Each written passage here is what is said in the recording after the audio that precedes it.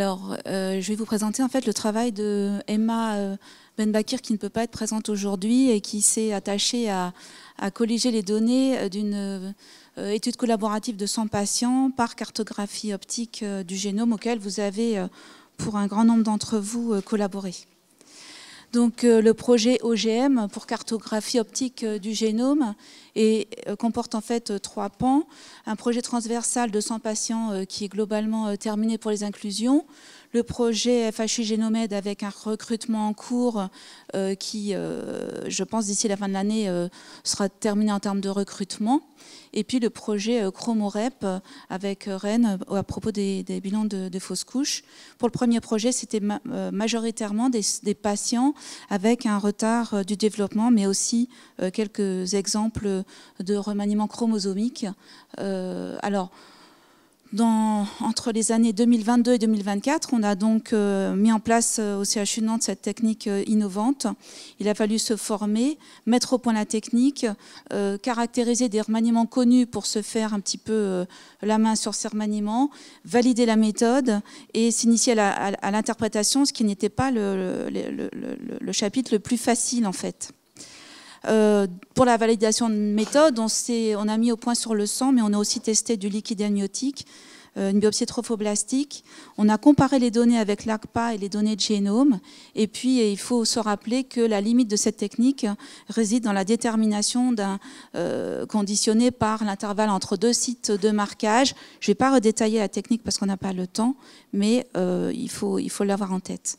Donc, pour évaluer la précision, on a comparé les données de points de cassure chromosomique avec des données de génome et les données OGM pour approcher un petit peu les limites de cette technique. Ensuite, je passe assez vite parce qu'on n'a pas beaucoup de temps, on a comparé par exemple les données d'un enfant avec son parent pour obtenir des variants et vérifier qu'ils avaient bien la même taille. Ici, on a 8 variants qui ont exactement la même taille entre un parent et son enfant, qui ne sont pas des variants pathogènes. On a regardé pour les duplications et on a pu montrer la concordance des résultats entre l'OGM et l'ACPA et définir la plus petite duplication dans notre série non vue en ACPA qui était de l'ordre de 10 000 paires de bases. On a fait la même chose pour les délétions et on a pu montrer en fait que pour les délétions, eh bien, la technique OGM avait de meilleures performances pour les tailles inférieures à 266 000 paires de bases dans notre série. Et donc, on voit que pour les tailles relativement faibles de délétion, on va pouvoir avoir un meilleur résultat en utilisant cette technique par rapport à l'ACPA.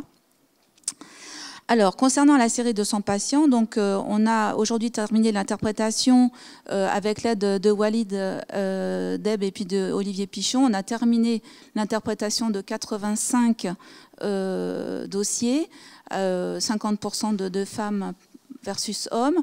Les négatifs sont de l'ordre de 35.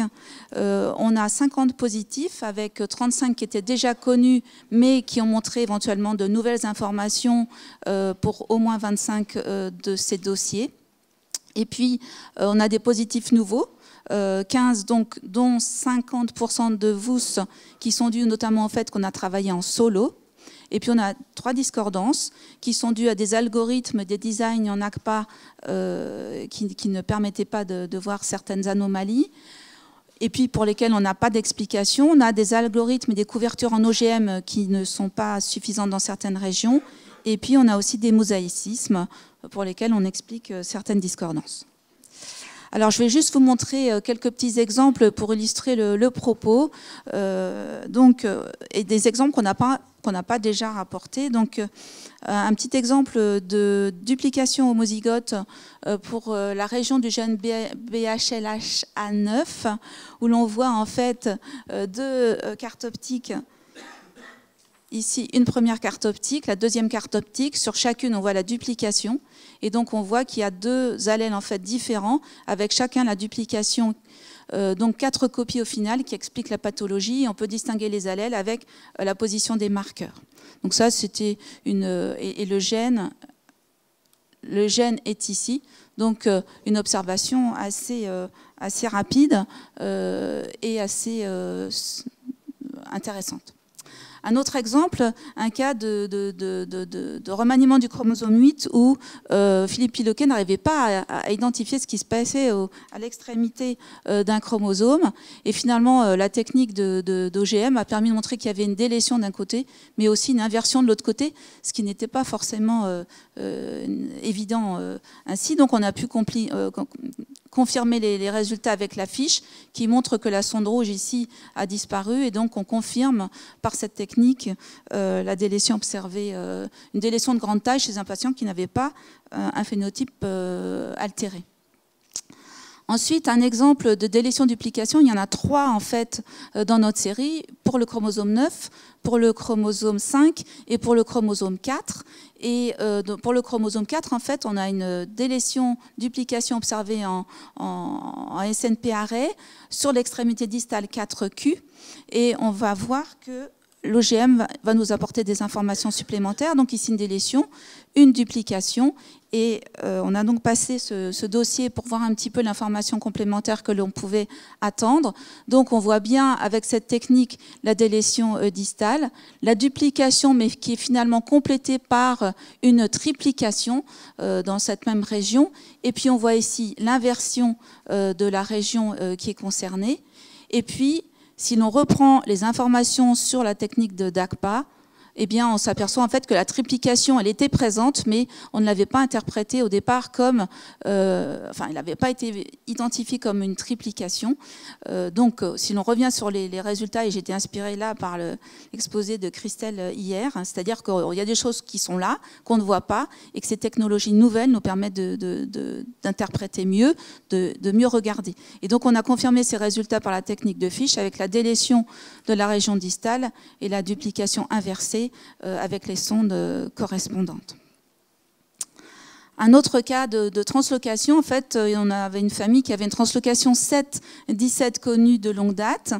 Et lorsque l'on a fait la technique de peinture classique à l'ancienne, comme on dit, on s'est aperçu qu'en fait, il se passait quelque chose à l'extrémité d'un chromosome ici qui n'avait pas été encore vu.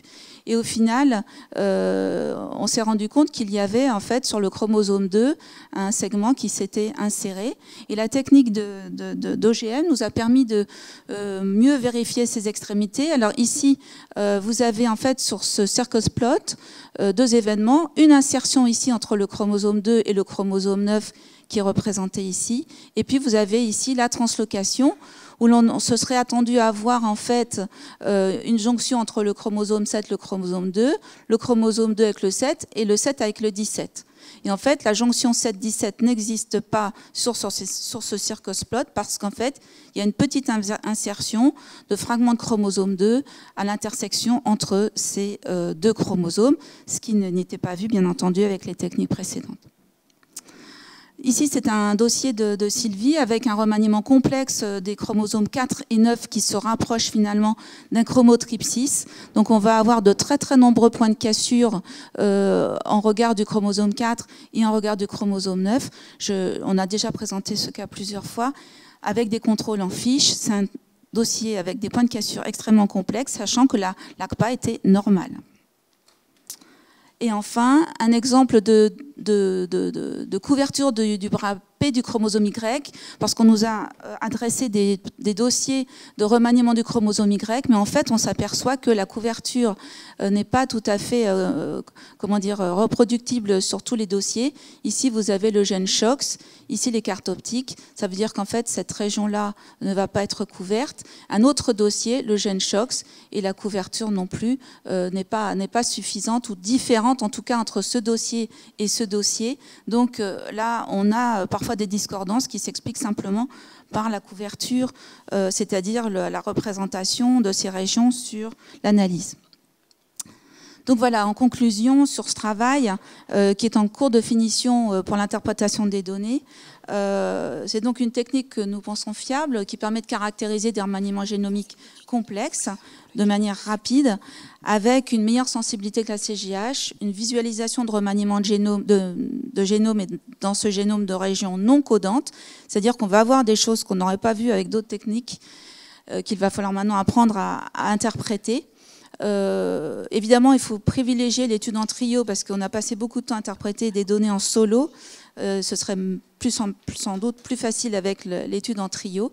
Et puis, on voit que les régions télomériques et péricentromériques restent une limite. Voilà, j'espère que j'ai respecté mon temps. Et je remercie tous les collaborateurs et Emma, donc, qui a pris ce travail à bras-le-corps, ce qui n'a pas été simple devant cette technique qui est un peu nouvelle, qui n'avait pas été enseignée sans doute auparavant et qui lui a demandé des efforts de compréhension, mais nous aussi d'ailleurs, donc on l'a fait ensemble. Je vous remercie.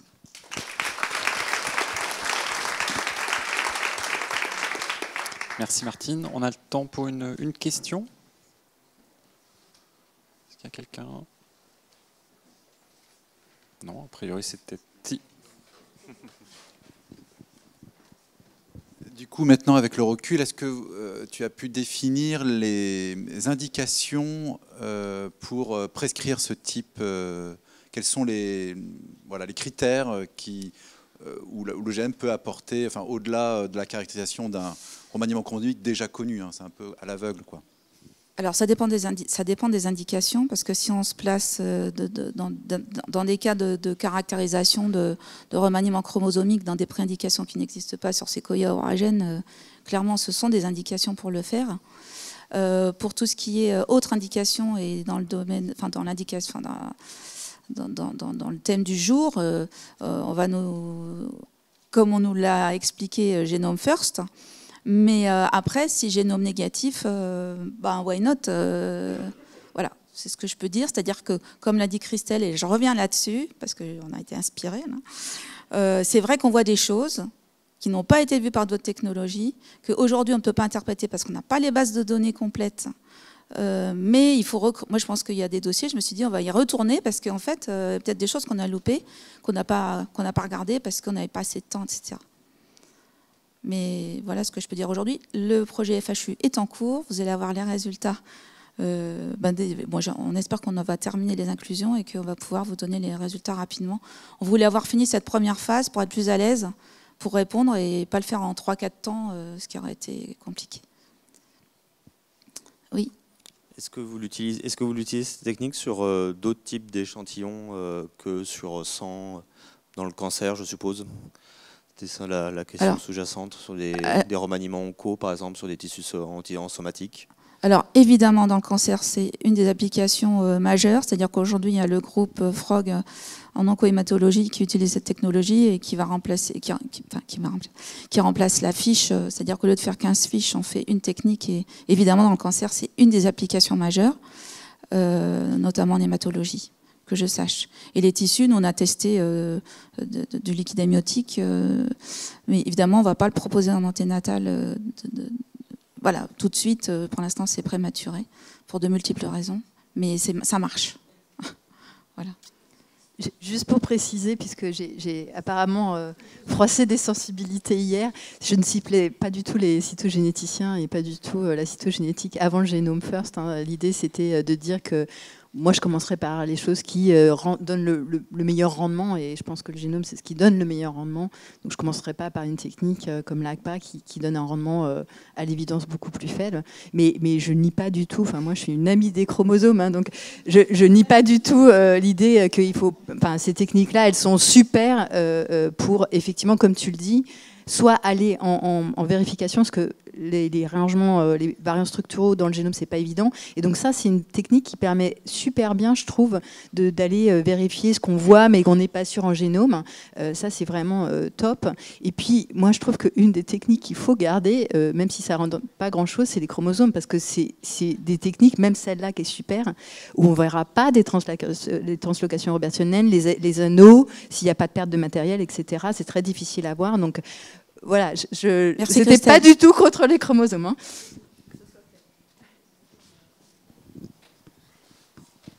J'ai une question pratico-pratique qui rejoint celle qui a été posée sur le chat. Là, tu nous as demandé dans le cadre du projet de la FHU de reprélever les patients. Or, c'est vrai que c'est parfois compliqué. Quand on a de l'ADN en stock, on trouve que c'est quand même très pratique. Est-ce que c'est quelque chose qui va continuer? Il faudra toujours les reprélever ou bien, voilà, juste... Pourquoi fallait les reprélever? Pourquoi? Parce que long grid, parce qu'il y a des ADN de longue taille. Il ne faut pas qu'il soit fragmenté. Et quand on le congèle, décongèle, recongèle, on le casse. En revanche, on a fait le test de faire d'autres techniques sur de l'ADN extrait pour du long grid, et ça fonctionne. Mais voilà. Bon, il faut savoir que plus on congèle, décongèle, plus on casse. Il suffit de vortexer pour que ça casse. Donc c'est ça la raison en fait. Malheureusement, c'est voilà.